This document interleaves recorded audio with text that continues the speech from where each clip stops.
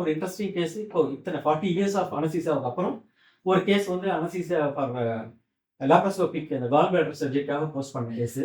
Anaesthesia induce பண்ணதுக்கு அப்புறம் பார்த்தா சிவியர் கிராஷ் அண்ட் பிபி ரொம்ப டவுன் ஆயிடுச்சு. பிபி டோட்டலாக டவுன் ஆயிடுச்சுங்க.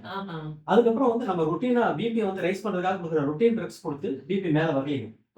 அதுக்கப்புறம் அலர்ஜிக்காக கொடுக்குற ட்ரக்கை கொடுத்ததுக்கு அப்புறம் தான் பிபி மேலே வந்தது. So this is very rare. இப்போ 40 இயர்ஸ்னா I have done thousands of anaesthesia கொடுத்துருப்பேன், சர்ஜரிஸ் பார்த்துருக்கோம். இந்த பேஷண்ட் இதான் ஃபர்ஸ்ட் கேஸ். அந்த மாதிரி ரியாக்ஷன் வந்து பார்க்குறது இது ஒரு ஃபர்ஸ்ட் கேஸ். ஸோ இது வந்து அவுட் ஆஃப் அவர் ஹேண்ட்ஸ் போகிறதுக்கு சான்ஸ் இருக்கு. அது எல்லாரும் புரிஞ்சுக்கணும். ஆஸ் ஏ பப்ளிக் எல்லாரும் அண்டர்ஸ்டாண்ட் பண்ணிக்கணும். டாக்டருக்கு என்ன லிமிடேஷன் இருக்கு. எல்லாருமே வந்து we cannot have control over everything. எங்களுக்கும் லிமிடேஷன்ஸ் இருக்கு, பண்றோம். But out of our hands போயிடுது. பட் பாடியும் தனித்தன்மை பண்றது டெஃபினட்டா ஒரு சிலருக்கு பாருங்க. நானே இங்க வந்தோடனே டக்குனு எனக்கு வந்து கோல்டு கூட வந்தவங்களுக்கு கோல்டு கிடையாது. சோ இந்த மாதிரி டிஃப்ரெண்ட் இது பாடி ரியாக்ட் ஆகுது. அது போல ஒரு மருந்துக்கும் கூட டிஃப்ரெண்டா ரியாக்ட் ஆகும். அது போதுங்க. அப்புறம் இன்னொரு இன்சிடென்ட்ஸ் ஒரு இன்ட்ரெஸ்டிங்கான விஷயம் சொல்லணும்னு நினைச்சேங்க. நான் இங்க வந்து கோயம்புத்தூர் வந்தப்போ 1987ல வந்தேன் இங்க கோயம்புத்தூருக்கு. அரௌண்ட் 1988 89லயோ ஒரு கேஸ் வந்து பிரைவேட் ஹாஸ்பிட்டலில் இட் வாஸ் போஸ்ட் எடுத்தேன் தைராய்டு சர்ஜரிக்கு. அந்த லேடி வந்து ஒரு 55 இயர்ஸ் இருப்பாங்க. சீஸ் மைல்டு ஹைப்பர்டென்சிவ், ஒரு மைல்டு ஒபீஸ். ரொம்ப ஒபீஸ்ன்னு சொல்ல மாட்டேன், ஒரு mild obesity and hypertension, BP அது மட்டும்.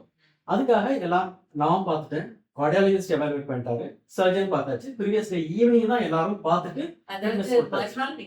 மறுநாள் ஏர்லி மார்னிங் 5 o'clock சர்ஜரி வச்சுக்கலாம்னு சொல்லிட்டு பிளான் பண்ணிட்டு we have decided. ஸோ நான் வந்து ஏர்லி மார்னிங் எழுந்திரிச்சு கிளம்பிட்டு இருக்கேன், சர்ஜரிக்கு போகிறதுக்காக கிளம்பிட்டு இருக்கேன். அரௌண்ட் 4 o'clock கால் வருது அந்த ஹாஸ்பிட்டல்ல இருந்து. இந்த மாதிரி patient had sudden cardiac arrest, could not be resuscitated. So இதுல வந்து நம்ம யார் பிளேம் பண்ண முடியும், என்ன பண்ண முடியும்? ப்ராப்ளி ஆன்சைட்டி, பேஷண்டோட ஃபியர் ஆஃப் சர்ஜரி. ஆபரேஷனே இன்னும் அடுத்த நாள் தான் நடக்க போகுது. ஆமா, அவங்க ரூம்ல கொலாப்ஸ் ஆயிட்டாங்க.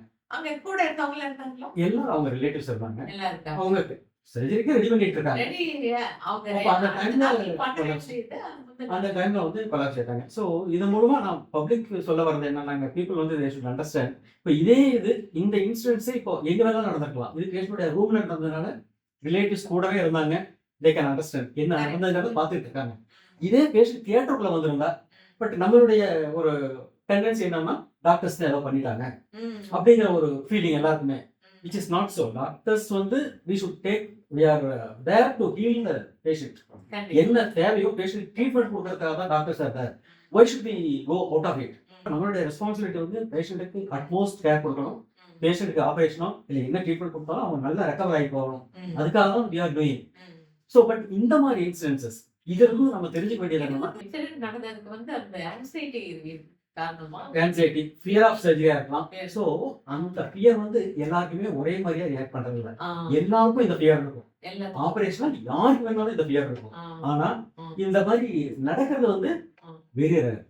இதுவும் ஒரு கேஸ் தான். நான் இது வரைக்கும் என்னுடைய இதுல வந்து இந்த மாதிரி நடந்தது இந்த ஒரு கேஸ் தான் நான் எனக்கு தெரிஞ்ச ஒரு குடும்பத்துல அவங்க பையன் வந்து நார்மலா ஒரு டெஸ்ட் நடக்கக்கூடிய அந்த டெஸ்ட்டுக்கு அவங்க வந்து ஒரு 50 வயசு மேல அப்படிங்கறதுனால கூட்டிட்டு போறாரு. இயர்லி ஒன்ஸ் எடுக்கிற டெஸ்ட்டுக்கு. அப்போ போய் பண்ணி பார்க்கும்போது தான் தெரியுது அவருக்கு இது கொஞ்சம் நார்மலா ஒண்ணும் இல்லை. அவருக்கு நான் நல்லா இருப்பார். அதுக்கப்புறம் தான் தெரிஞ்சது அவருக்கு வந்து கொஞ்சம் டாக்டர் வந்து சொல்லியிருக்காரு, இது போல கொஞ்சம் ஹார்ட் அட்டாக் உங்களுக்கு வந்துருக்கிறமேன்னு கேட்கிறாரு. அவர் வந்துட்டு இல்லையே எனக்கு வரவே இல்லையே, வந்தது இல்லை அப்படின்ட்டு. இல்ல சார் உங்களுக்கு வந்துருக்கு, ஆனா அது சரியா வெளியில தெரியல. உங்களுக்கு வந்து நீங்க இனிமே வந்து நல்லா கேர் எடுத்துக்கணும்.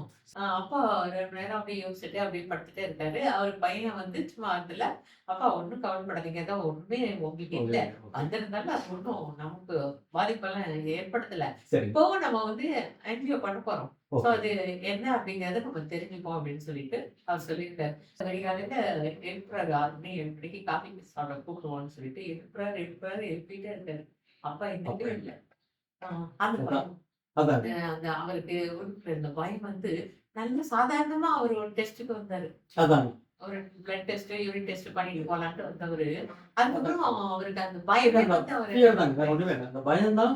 அந்த பயத்தினால நம்ம உடம்புக்குள்ள நடக்கிற ரியாக்ஷன், அந்த ரியாக்ஷனை நம்ம ஹார்ட் எந்த அளவுக்கு வித்ஸ்டாண்ட் பண்ணிக்குது. சரி, பயம்ங்கிறது எல்லாருக்கும் வர்றதுதாங்க. இந்த சர்ஜரினா பயம்ங்கிறது அவரே அவங்க அப்பாவுக்கு அவருக்கு ப்ராப்ளம் இருக்குன்னு தெரியாத வரைக்கும் அவர் ஒண்ணுமே இல்லை. வாஸ் லீடிங் ஒரு நார்மல் லைஃப் தான் லீட் பண்ணிட்டு இருந்தாரு. இந்த ப்ராப்ளம் இருக்கு, ஹார்ட்ல நமக்கு ப்ராப்ளம், ஏன்னா அவருக்கு முதல்லயே ஒரு தடவை சைலண்ட் ஹார்ட் அட்டாக்னு சொல்லுவாங்க, ஆமா. தெரியாமையே வந்திருக்கும். வந்திருக்கும். அந்த சேஞ்சஸ் வச்சு சொல்றோம். பட் இந்த மாதிரி ஆனதுதான் அவருக்கு வந்து அந்த ஹார்ட் அட்டாக் வந்திருக்கு, உங்களுக்கு ட்ரீட்மெண்ட் எடுக்கணும் அப்படின்னு சொன்ன உடனே அந்த ஃபியர்னால வந்தது. Fear தான். ஆமா. ஸோ அதனால அந்த ஃபியர் So, நீங்க சொன்ன கேஸ்லயும் அந்த மாதிரி சேம் அந்த திங் fear ஏ- சேம் திங். அது வந்து ஃபியர் ஆஃப் கார்டியக் ப்ராப்ளம் இருக்கு அப்படின்னு தெரிஞ்சதுனால அந்த ஃபியர். ம். இவங்களுக்கு ஆப்ரேஷன் பண்ணணும், நெக்ஸ்ட் டே ஆப்ரேஷன் பண்ணணுங்கிற ஃபியர். ம். அந்த ஃபியர் வந்து எப்படி அந்த சேஞ்சஸ் ஆகுது பாடியில், இதை வந்து பீப்புள் வந்து புரிஞ்சுக்கணும். இது வந்து இண்டிவிஜுவல் வேரியேஷன். ஒவ்வொருத்தருக்கும் வி கேனாட் ஜெனரலைஸா இவங்களுக்கு இப்படி அப்படிங்கிறதே சொல்ல முடியாது. ஒவ்வொருத்தரும் ஒவ்வொரு மாதிரி இருக்கும். ஒரு சிலர் என்ன ஃபியர் என்ன ப்ராப்ளமாக இருந்தாலும் they will stand. அதை வந்து வெளியே காமிச்சிக்க மாட்டாங்க. அவங்களுக்கு ரியாக்ஷனும் ஒன்றும் இருக்காது. ஒரு சிலருக்கு வந்து ஈவன் மைல்டு ப்ராப்ளம் அவங்களுக்கு வந்து பெரிய பிரச்சனை ஆகிடும். பெரிய இந்த மாதிரி பிரச்சனை. இந்த மாதிரி ஆ. அது கேர்ஃபுல்லாக இருக்கணும்.